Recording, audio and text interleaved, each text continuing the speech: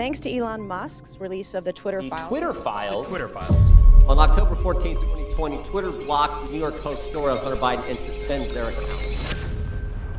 The potential power of big tech. Twitter has de-amplified. Shadow ban. Got censored too much. Censor. Censoring information that was true. I'm here today because of a series of events that began late last year when I received a note from a source online. It read, "Are you interested in doing a deep dive into what censorship and manipulation is going on at Twitter?" Clear that Republicans were targeted? Kinds of statements were Today, suppressed. American taxpayers are unwittingly financing the growth and power of a censorship industrial complex. Unfortunately, our own government appears to be playing a lead role. The Twitter files, state attorneys general lawsuits, and investigative reporters have revealed a large and growing network of government agencies, academic institutions, and non-governmental organizations that are actively censoring American citizens, often without their knowledge, on a range of issues. Twitter worked overtime to suppress accurate COVID information. We learned Twitter, Facebook, Google, and other companies developed a formal system for taking in moderation requests from every corner of government, from the FBI, the DHS, the HHS, DOD, the Global Engagement Center at State, even the CIA.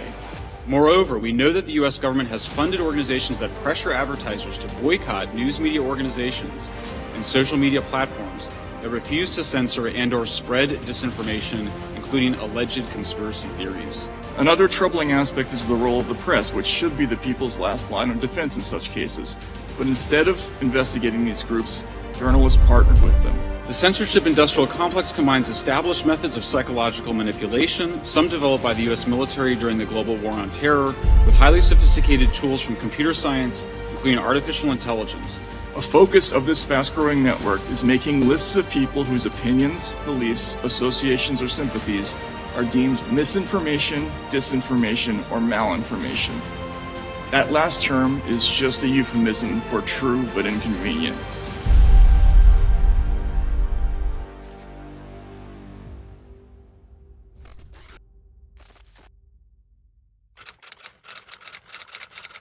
Would you please stand and raise your right hand? Do you swear or affirm under penalty of perjury that the testimony you're about to give is true? But it was unusual and a little intimidating. You get up there, they intentionally design the hearing halls so that the members are looking down on you, and it's designed to put you ill at ease, and it works. You know, it's you're kind of off guard and you don't know exactly what's going to happen. My understanding So is I that didn't they've ask been a question. I didn't ask you a question, sir. And you can't have it both ways, but let's move on. Before you became Elon Musk's hand-picked journalist, and pardon the oxymoron. In your answer, you also said that you were invited by a friend, Barry Weiss. And the Republicans have brought in 2 of Elon Musk's public scribes. She's a journalist. Sir, I didn't ask you a question. So you're in this as a threesome? The FBI had nothing to do with Twitter's decision to pause the New York Post story. I am not aware of that. I think the members saw Michael and me as people who, were traitors to the blue side. Mr. Schellenberger, are you a Republican? No, I'm not. You got any, pro-Trump bumper stickers on your car? I voted for Biden. Voted for Biden. You don't have any MAGA hats laying around your house, right? I do not. Yeah, but you said earlier, both you and Mr. Taibbi said this is the most chilling thing you've ever seen as journalists. Mr. Taibbi, the same thing. You're not a Republican either, are you? No. And so there was a special ferocity in their approach to us. There was so much hostility, and it was so open, and they were so aggressive in not letting us answer. Well, folks like Taibbi are considered to be, and Schellenberger, class traitors, right? Traitors to their left. They're typically, they were preachers of the left, journalists that have been seen to be of the left. And they've betrayed the left's goals, which is to abandon the First Amendment and cast any support for free speech aside in suppressing countless Americans to achieve their political ends. Who gave you access to these emails? Who was the individual that gave you permission to access the emails? Did Mr. Musk place any conditions on the use of the email? Would the gentlelady yield for a second? as long as my time is not used. Are you trying to get journalists? No, to I'm not expose trying to their get. sources? No, I'm not. Well, I it am sure sounds asking. like it. No, well, if you will let me finish, have you given all of the access to what you were given by your source to this committee? No, I would never do that. I just think this is interesting. First, the FTC is asking for your background, and now the ranking member of the Committee on the Weaponization of Government is asking for your sources. And then what really struck me is in the hearing, Democrat members of the committee asking two journalists to divulge their sources. I mean, it just further attack on the First Amendment, which was troubling. And then the final piece was, first these guys, get named by the FTC in a letter they send to Elon Musk, or they send to Twitter. And these letters that the FTC is sending, they named 4 journalists personally. 2 of them are Taibbi and Schellenberger. We just happened, that same week we learned that, we just happened to be calling them in, having them in for a hearing. They come in and testify. Democrats ask them while they're testifying, who are your sources? Another attack on the First Amendment. And of course, while they're getting asked those kind of questions, the IRS was knocking on Matt Taibbi's door in New Jersey, at his home. So when I first came home that night after testifying, and my wife showed me the note that had been left on the door by the IRS agent saying, the IRS came by our house today while you were testifying, my immediate thought was that had to be a coincidence. It was too ridiculous to imagine that there could be any connection whatsoever between the testimony and the IRS visiting. Then subsequently, a couple of things I learned convinced me that it may actually not be innocent. If that's not intimidation, I don't know what is. I found out that they opened the case on December 24th of 2022, which was Christmas Eve, a Saturday, and it was the day that I dropped probably the biggest Twitter Files report about the DHS, the FBI, Office of the Director of National Intelligence. You had the State Department, the CIA, the FBI, DHS, and HHS, all the president's men targeting Americans for censorship. And the broad nature of it is, to this day, astonishing. And what's really troublesome is that despite the Twitter files coming out, there's no reason to believe it stopped. That we've never seen anything like it in modern American history. You really have to go back to the first part of the last century under Woodrow Wilson, where he was jailing his political opponents and censoring speech. And of course, the Alien and Sedition Acts back in the beginning of our nation's founding. But this is the worst censorship scandal, and I would say the worst censorship scandal in terms of scope, given the sheer volume of individuals who have been caught up in it.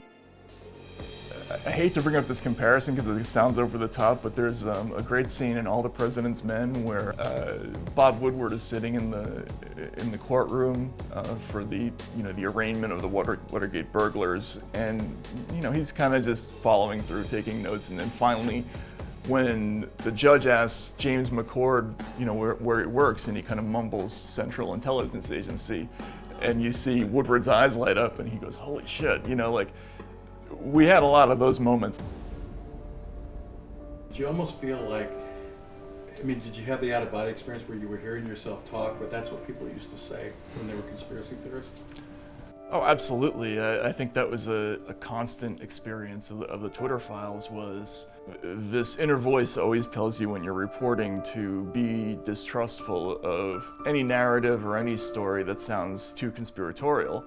But I would be looking at these emails where it would be FBI, DHS, ODNI, and then OGA, which is other government agencies, which is CIA, meeting with Wikimedia and Twitter and Facebook.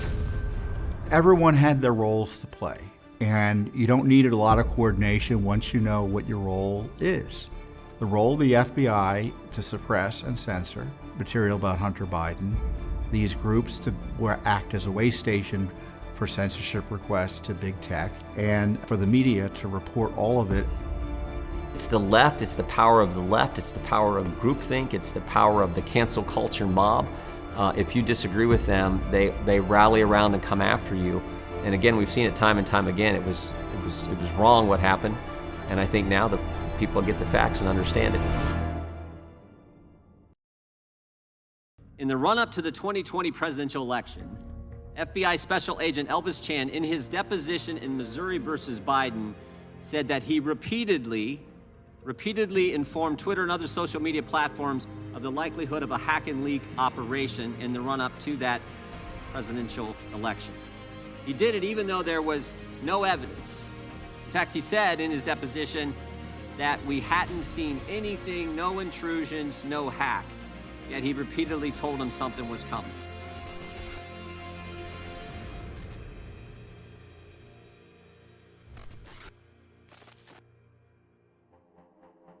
We welcome everyone to the second hearing of the Select Committee on the Weaponization of the Federal Government. It's terrifying, first of all. And second of all, it's consistent with our deposition of a FBI agent named Elvis Chan, who was working in the northern area of California, Northern California, who had monthly and then weekly meetings with big tech executives about what he was referring to as a potential Russian hack and leak operation. And in the sworn affidavit, an FEC affidavit from a senior Twitter person indicated that the Hunter Biden laptop was specifically mentioned as a hack and leak operation by the Russians. Knowing, by the way, in the fall and winter of 2019, the FBI had possession of the Hunter Biden laptop. Now stop and think about it. So the government was telling big tech that there's going to be a hack and dump operation, when it's going to happen in October, who it's going to involve, Hunter Biden. So what's going to happen, when it's going to happen, who it's going to involve. And you step back and you say, how did they know? These guys are prophetic. How could they see the future? You know, I figured that pressure would be brought to bear. As soon as I started seeing the names FBI, DHS on some of these documents, I knew this wasn't going to last very long. But once I saw that, once I started to see emails and Slack chats where there were recommendations from state agencies and federal law enforcement and even intelligence agencies about content moderation, I decided that that was the area that I wanted to focus on. And as a result, we were able to really determine sort of one important thing, which was the line of communication that existed between the federal agencies and companies like Twitter, along with the internecine communications that were going on. They had set up a private portal to communicate with the government, which included DOD, the FBI, it included HHS, just included a lot of agencies to include what you hear them refer to as, other government agency, which we all know is the CIA. There was a lot more going on than just a strategic relationship. The FBI and a number of other agencies were actually censoring Americans. On August 6, 2020, the FBI briefed Senators Grassley and Johnson, and according to the senator's testimony, last month in front of this committee, the briefing was bogus and done so someone could go leak that the briefing had happened and undermine the senator's investigation. Not only were they working with big tech to try to prep the battlefield to make sure it'd be censored, but folks in the Senate were figuring out what Hunter was up to, and it looked like the FBI went up and gave a briefing whose sole purpose was to leak to the media to say this could be disinformation. In September of 2020, a government-funded think tank gets involved. They do a tabletop exercise. The participants include the New York Times, the Washington Post, and other mainstream media outlets. Facebook is there. Mr. Roth of Twitter is there. The organizer was the former CEO of NPR and the former head of news at Twitter. The mock exercise is hosted by the Aspen Institute. We are not here merely for a pleasant stay in the mountains, to hear a few speeches and then go back to the mess that we are in. The Aspen Institute is a very, very influential think tank. It's sort of the American counterpart to the World Economic Forum. I mean, it's obviously not on that scale, but it's very extravagantly funded. It gets money from lots of different sources, including from the US military. But it's where sort of establishment neoliberal intellectuals gather to decide policy, mostly, out of the eyes of the public. These agencies or these groups served as cutouts for the government to censor Americans. This is a coordinated, collusive effort backed by billions of dollars to censor everyone in the world, practically speaking. And Americans have special rights under our First Amendment. So the government's paying someone else, and they're trying to influence these other organizations to censor Americans' First Amendment free speech. In 2020, the Aspen Institute held what they called a hack and leak tabletop exercise to prepare for the possibility that a story would come out about Hunter Biden and Burisma. Like, it was that specific. They in July and August of 2020, this institute was inviting prominent journalists, academics, and people from civil society organizations to get together and wargame. It's just a bunch of people in the room wargaming a particular scenario that they think may occur, and then, in the end, they're, I guess they're kind of fixing the narrative of how they will respond to that certain scenario. They were preparing for a story to come out. FBI knows it's legit, knows it's real, and then is telling, is sort of pre-bunking this Hunter Biden laptop story and the contents of it ahead of time. And they also, according to Miranda Devine, had access to her emails and knew exactly when the story was going to be published. I mean, again, this is out of some sort of Orwellian novel, but it was happening in the United States of America leading up to the 2020 election. They had the laptop in their possession for a year. And Schellenberger writes about this in, I think it's Twitter Files number 7, where he spells it all out. And he used, I thought, an appropriate term. He said, it was like the government was pre-bunking a story that they knew was likely to come out. And the reason they could pre-bunk it is because they had the laptop in their possession for 10 months prior to that. So here you have people from the New York Times, like David Sanger, from the Washington Post, like Ellen Nakashima, she's a big national security reporter. Garrett Graff, who is both at the Aspen Institute, but also writing for Wired at the same time. There are reporters from CNN, from other organizations. They're all coming to this thing where they are planning in advance how to deal with a true story about Hunter Biden and his connections to Burisma. A lot of these so-called journalists have just simply become advocates. And, journalism, I mean, when, the investigative journalist that's exposing corruption, that's a very important role to play in our society. And I think it's shocking the number of so-called journalists that are perfectly willing to go along to parrot the talking points of the current administration. Basically what they do, they are preparing for how to discount and non-report and non-cover the story. The thing that's remarkable for me is that when the actual Burisma story broke in the New York Post, when Hunter Biden's laptop was reported on by the Post in October, the existence of this tabletop exercise instantly became newsworthy. So that tabletop exercise is interesting. So what the left is, they have this narrative about 2016, where you had a series of leaks of emails that allegedly taken by the Russians. No one disputed the authenticity of the emails, but they were politically problematic. So 2020 comes around and they say, okay, well, are there going to be leaks of other information that is true that's going to be politically problematic? How do we handle the release of true information that hurts our candidate? And the plan was to just censor it, attribute it to Russian misinformation, and censor it.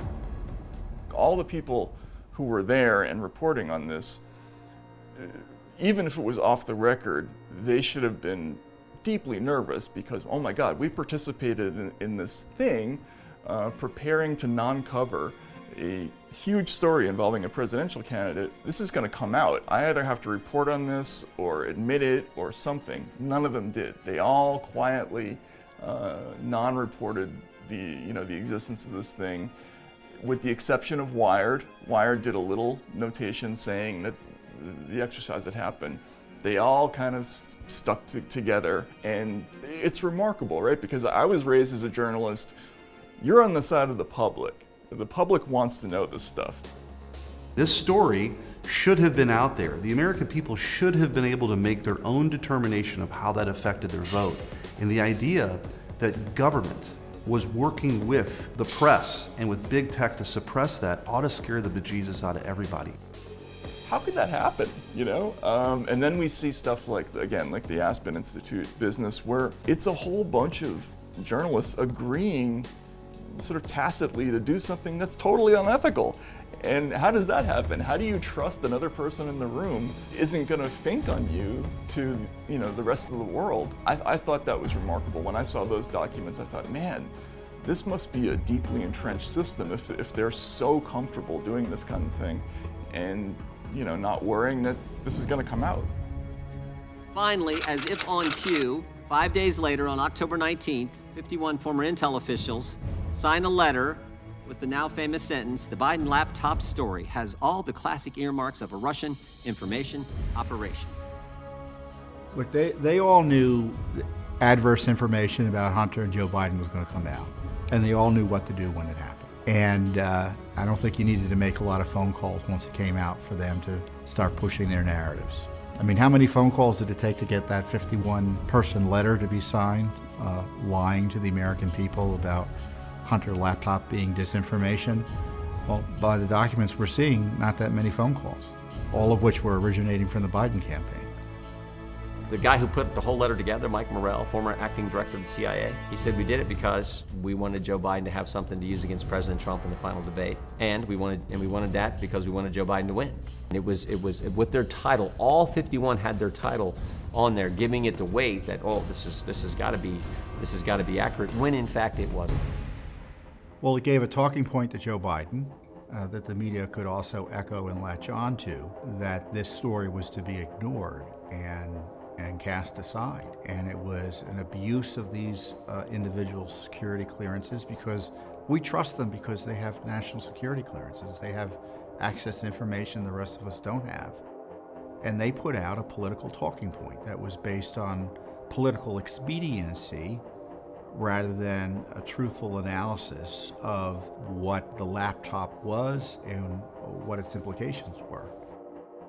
Well, it reminds you a lot of psychological operations. I mean, the military's been doing psychological operations for a long time, and you had a concerted effort by multiple government agencies, which kind of meddled in our election, it meddled in the COVID affairs and other things, as far as, you know, trying to influence Americans or sway their opinions in a different way, or even censor Americans who, who spoke out against the narrative that was being pushed. In the councils of government, we must guard against the acquisition of unwarranted influence, whether sought or unsought, by the military-industrial complex. The potential for the disastrous rise of misplaced power exists and will persist. We must never let the weight of this combination endanger our liberties or democratic processes. We should take nothing for granted. Only an alert and knowledgeable citizenry can compel the proper meshing of the huge industrial and military machinery of defense with our peaceful methods and goals, so that security and liberty may prosper together. In his 1961 farewell address, President Dwight Eisenhower warned of, quote, the acquisition of unwarranted influence by the military-industrial complex. Eisenhower feared that the size and power of the complex, or cluster, of government contractors in the Defense Department would, quote, endanger our liberties or democratic processes. Through, quote, domination of the nation's scholars by federal employment, project allocations, and the power of money. He feared public policy would become the captive of a scientific, technological elite. Eisenhower's fears were well-founded. Today, American taxpayers are unwittingly financing the growth and power of a censorship industrial complex run by America's scientific and technological elite, which endangers our liberties and democracy. We've never had a situation where the major distribution networks for the country, for news, were told to step on a story or voluntarily stepped on a story of that consequence heading into a presidential election. I mean, you'd have to go back to the Pentagon Papers to see even an attempt in that direction. And it was remarkable to me to see the non-response from journalists who ought to care about this, because that could be your story next. Shutting down the ability of the New York Post to post content was an extraordinary escalation, and it was done at the behest of the government. There's no doubt that deep state actors, and Twitter Files is pretty explicit here, had prepped the battlefield, not only for Twitter to take action, but Zuckerberg's admitted that, yeah, they were warning us something like this was going to come. The FBI, I think, basically came to us, some folks on our team, and was like, hey, just so you know, like, you should be on high alert. We thought that there was a lot of Russian propaganda in the 2016 election. We have it on notice that basically there's about to be some kind of dump that's similar to that. So just be vigilant. We must also be alert to the equal and opposite danger that public policy could itself become the captive of a scientific, technological elite. So it's big government, big tech, big media, but also the in-between many times is NGOs, these not-for-profits, these organizations out there, in some cases universities, or think tanks on university, or whatever you want to call them. Money gets funneled there, that gets put into place at big tech in trying to influence them, or somewhere else. Civil society organizations are supposed to watch the government, the news media is supposed to watch both, the tech platforms are supposed to have different interests from the government, but what we see in the censorship industrial complex is they're all working together in what they call the shared endeavor, and so it's a consolidation of power. That's the model that they're looking for. Well, I think we just have to come to terms with the fact that the big tech companies, or social media companies, are partisan leftist ideologues. And they've been lying about the reasons they've been, quote, moderating content. They've been censoring content, not following a set of rules, but following government dictates and their own ideological predilections and political biases. But you can't trust these big tech companies. They aren't moderating content in any honest way. They're either acting on behalf of the government, which is arguably illegal, at least on the government side, and to the degree they're doing it without government input, it's dishonestly being done. That's why we're actually talking. We've sent letters to these folks trying to get information from some of these organizations, like the Stanford Institute. So, but that's this censorship industrial complex, or as I think even Jonathan Turley said, he used a similar term. He said censorship by surrogate. So the government's paying someone else, and they're trying to influence these other organizations to censor Americans' First Amendment free speech. One of the things that motivated me to run for the United States Senate, to get here, to pull this back, to fundamentally dismantle the administrative state. What's happened is Congress has willingly ceded this authority to these faceless agencies who've gotten more and more power.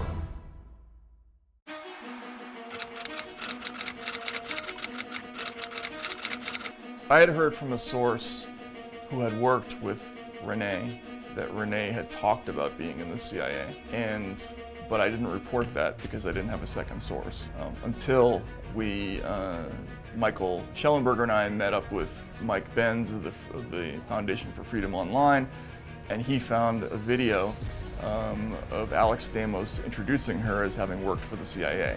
I'm really happy to announce for the first time that Renee DiResta will be joining us as our research manager. Renee, you can wave. Renee, yeah, let's give her a hand, yes. You may know Renee from such reports as the Senate Select Committee on Intelligence's report on Russian interference. Renee has done a lot of writing and analytics. She has a computer science background like me. She is part of the academic unwashed with a computer science degree from a public university, but has gone out and worked for the CIA. Now, when we did that report, she says that her only link to the CIA is that she was a fellow in her student years. So, okay, I mean, that's where things stand as we are. I mean, the three pieces of information are those, right? But there are a lot of people in this world who move freely back and forth between intelligence agencies, the so-called civil society organizations, federal law enforcement, tech companies, and even media. You know, you'll see people from the CIA all over Twitter, people from the NSA, the National Security Council, some of the key people who are actually characters in the Twitter files, we don't identify them that way, but some of them are CIA veterans, right? In the same way, right, we now see openly on channels like MSNBC and CNN, every day they've got, contributors who were former FBI or CIA or NSC officials. Sometimes they're even anchors. Yeah, what's interesting is that a lot of these so-called non-governmental organizations who are opposed to disinformation have been implicated in actually putting out false information to smear those the left doesn't like, whether it be Roy Moore in Alabama or Trump and Republicans generally. This came out, they got busted doing it.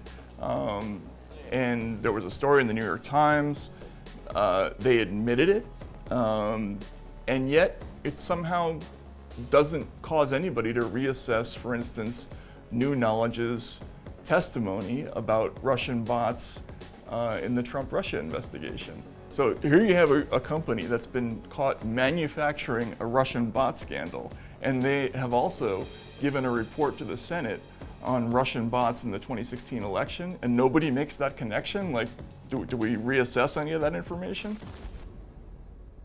So in August 2020, students from the Stanford Internet Observatory were doing an internship with CISA, and they identified a massive gap in the capability of federal, state, and local governments to become aware of, to analyze, and to rapidly respond to mis and disinformation, both foreign and domestic, targeting the 2020 election. Renee was the research director of the company at the time this was going on, and yet she's running the election integrity partnership, and nobody thinks that's weird. So yeah, it's stuff like that over and over again. One of the people who writes for my site, Racket, Andrew Lowenthal, he made the point, these people who are professing to be the leading experts on combating disinformation, in many cases they have records of being agents of disinformation themselves, which should cause people to do a double take, but it doesn't.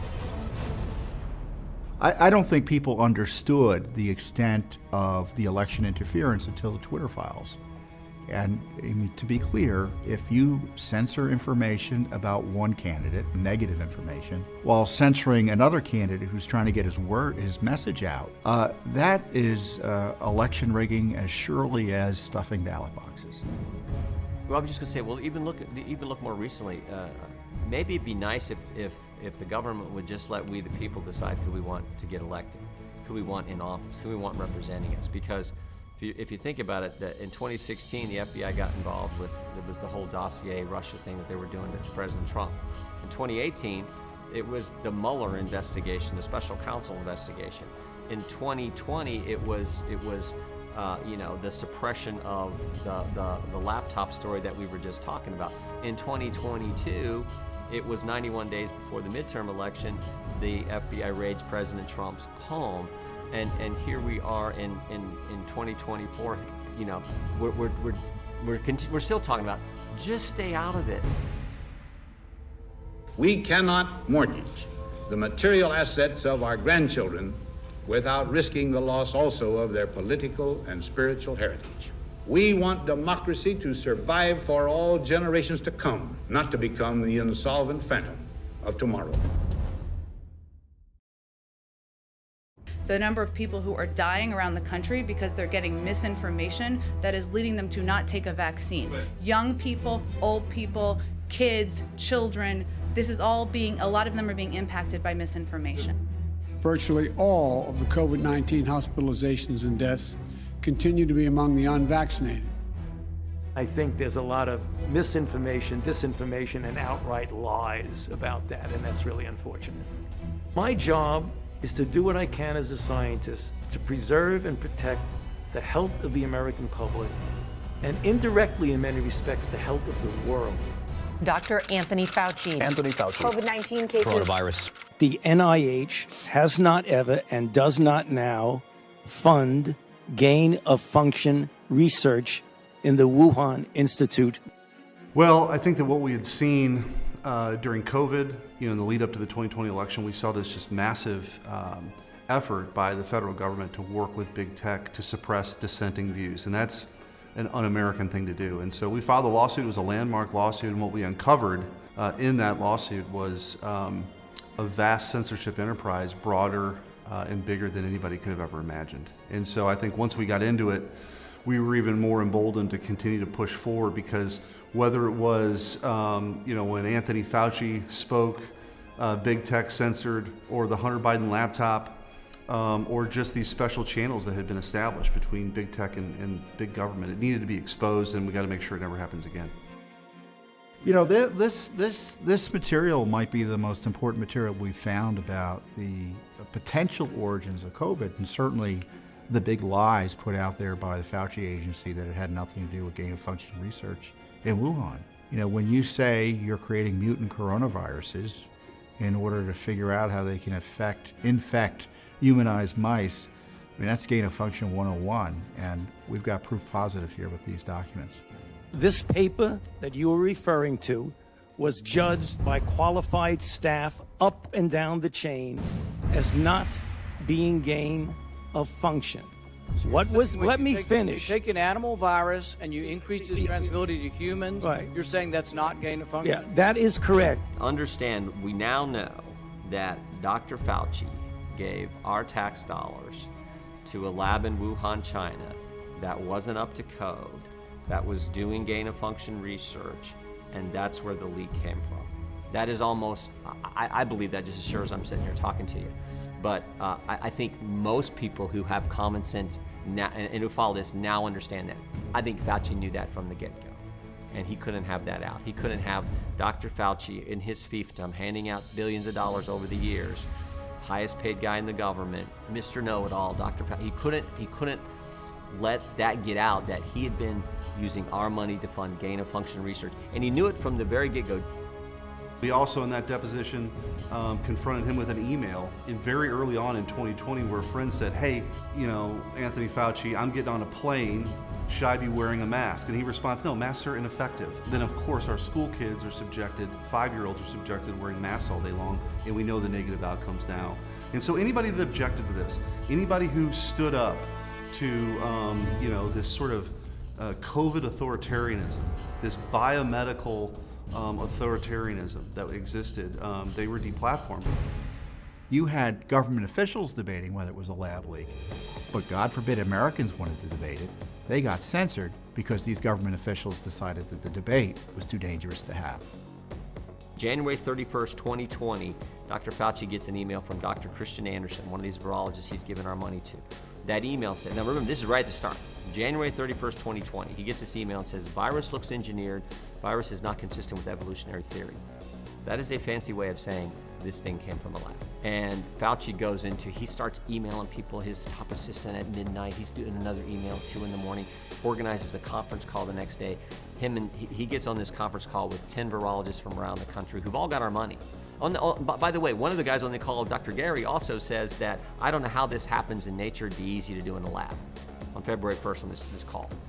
And then 3 days later, everybody changes their story. Anderson and Gary, who said it came from a lab, give a 180-degree shift and say, you're crazy, you're a conspiracy theorist if you think it came from a lab. Why did they change? The only intervening event is Fauci's phone call with these guys. And I'm convinced Fauci said, we got to get our story straight. We can't let it get out that it was gain-of-function research happening at a lab in China where this thing came from. So I think it was all about covering his backside. That's why they called us all crazy. If we even questioned that this idea that it came from a bat to a pangolin to a hippopotamus to Joe Rogan, and then we all get, the virus. Like, give me a break. I'm just a country boy, but I can kind of suspect, probably came from the lab in Wuhan, China, where they were doing this kind of experiments. Well, I mean, early on it was easy to see why they were sensitive about it, because Judicial Watch obtained documents, I think it was last year, that showed almost immediately they were worried about what they were doing at that Wuhan Institute. They wanted to know what projects that were being funded, and reporting to Fauci and other top officials at National Institutes of Health and elsewhere about what these projects were. And we uncovered that they were engaged in gain-of-function research. So one of the reasons, in my view, especially now given the recent revelation that they were funding what they called the creation of mutant coronaviruses, that if indeed it was a lab leak, they were partly responsible for the virus that got out. Because unless it was a natural virus, It would have had to have been engineered, and if it was engineered, it was almost certainly as a result of the gain-of-function research either directly funded or the techniques that we taught the Chinese that resulted in COVID-19. Now, all those are big ifs, but it certainly helps explain why that part of the debate they didn't want the public talking about. And this is, talk about arrogance. Information laundering is really quite ferocious. It's when a huckster takes some lies and makes them sound precocious by saying them in Congress or a mainstream outlet. So disinformation's origin seems slightly less atrocious. Around the same time we filed the lawsuit, the Biden administration was actually talking about a ministry of truth, a disinformation governance board in the United States of America. So this sort of Orwellian view that this administration has about censoring Americans. And let's be clear, it's illegal for the government to censor points of view they don't like. To the point about the Disinformation Governance Board, that's how brazen it's become, that they were literally going to have some federal agency, a person in charge of some board, determine what Americans are allowed to say, what they're not allowed to say. Federal government officials, agencies, and contractors have gone from fighting ISIS recruiters and Russian bots to censoring and deplatforming ordinary Americans and disfavored public figures.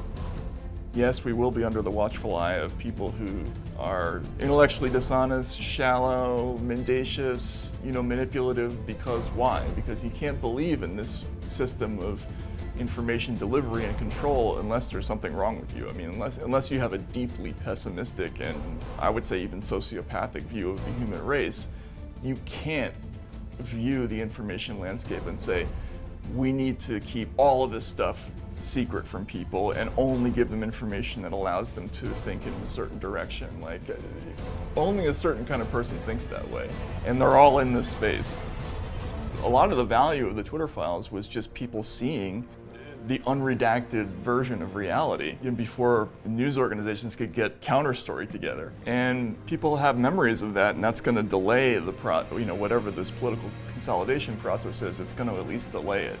So I'm not giving up hope yet, but with the internet and with the kind of general political climate where there's so much cooperation between Western NATO bloc countries, you could have a consensus about what people see all over the world, and that could happen very quickly, and I'm worried about that. No one has done more to uncover the falsehoods about the vaccine and COVID propaganda we've been force-fed. And we're also trying to hold them directly accountable by suing over the violations of our civil rights as a result of the censorship. And hopefully that will have a national impact too. Right now, American civil rights are being violated. Their First Amendment freedoms are being curtailed in a way we've never seen before. Judicial Watch thinks this is urgent, so we've deployed a lot of resources, both in terms of investigation and litigation, and obviously educating Americans about what's at stake here.